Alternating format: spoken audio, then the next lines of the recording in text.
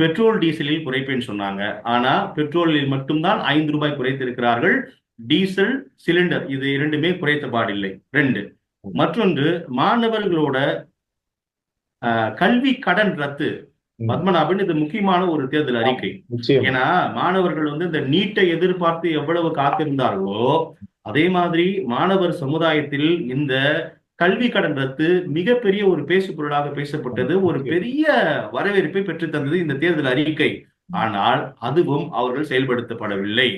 நீங்க குறிப்பிட்ட மாதிரி இந்த மின் கட்டண முறை, மாதத்திற்கு ஒரு முறை மின் கட்டணம் செலுத்தும் போது இயல்பா அது குறைவதற்கான வாய்ப்புகள் இருக்குது.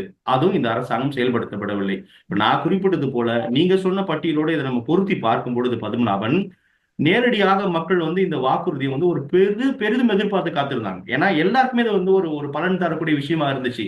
அதையும் இந்த திமுக அரசு செயல்படுத்தவில்லை.